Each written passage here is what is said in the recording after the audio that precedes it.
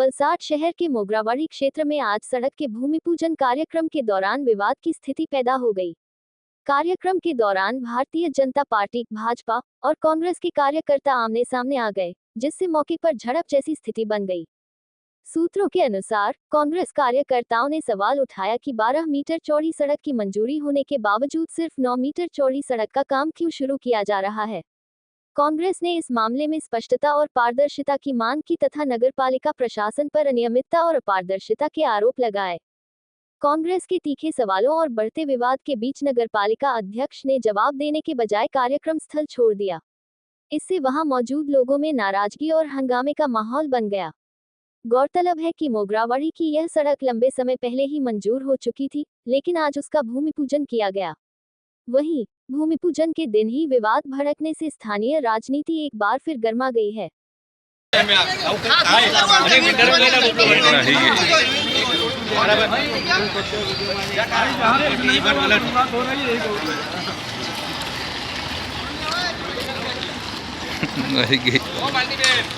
नहीं गई માલતીબેન ભાઈ જોબ માંગવા પડે એટલે નહીં ગઈ।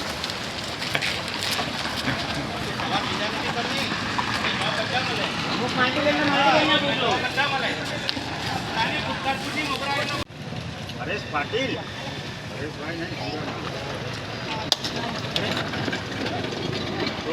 चलो आप सब फोटो लो अपना अपना काम से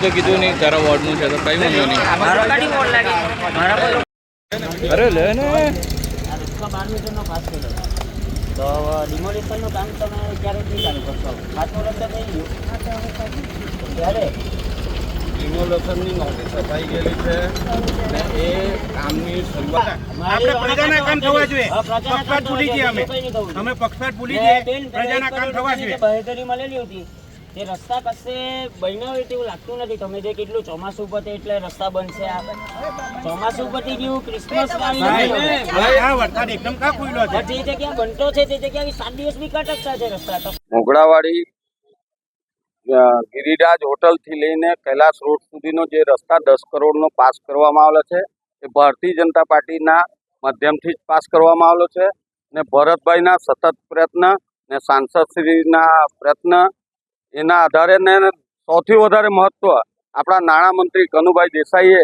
જે આ 10 કરોડની ગ્રાન્ટ ફાળવી ને રસ્તો થાય ને ઇલેક્શન દરમિયાન ને પ્રમુખ ગ્રીનમાં ને અક્ષરધામની અંદર વાત કરેલી કે આ રસ્તો તમારું સારું બનશે, સારી ગુણવત્તાવાળી બનશે, એના માટે જે બાંહેધરી આપેલી તે આજે પૂર્ણ કરી।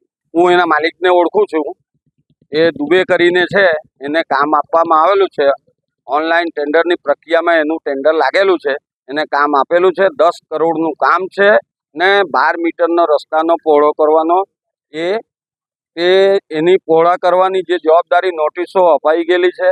જ્યાં જ્યાં નડતરરૂપ હશે એ નગરપાલિકાએ કામગીરી કરીને પૂર્ણ કરવાનું છે। અમારી હવે 11 મહિનાનું ટાઈમ લિમિટ આપેલું છે। તો જો આ ચોમાસાને લીધે લેટ થયું, નહીં તો અત્યાર સુધીમાં અડધોરું કામ પૂરું થઈ ગયેલું હતું।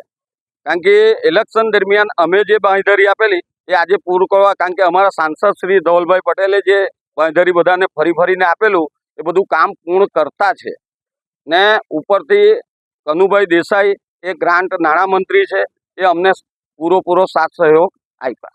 આજે જે આપણે ગિરિરાજ થી કૈલાસ રોડ સુધીનો રસ્તાનું ખાતમુહૂર્ત એ લોકો કર્યું છે એની માહિતી મને મળી એટલે હું અહીંયા હાજર રહ્યો। મારા અમુક સવાલો હતા ડિમોલેશનને લઈને, કારણ કે 12 મીટરનો રસ્તાનો વર્ક ઓર્ડર અપાયો છે એટલા માટે મેં નગરપાલિકાના પ્રમુખને રજૂઆત કરવા ગયો અને શાંતિપૂર્વક પૂછ્યું કે મેડમ આપણે આ 12 મીટરનો રસ્તો પાસ થયો છે તો અમુક જગ્યાએ 8 મીટર અને 10 મીટર છે, તો એ માટે ડિમોલેશનની પ્રક્રિયા ક્યારે હાથ ધરશો?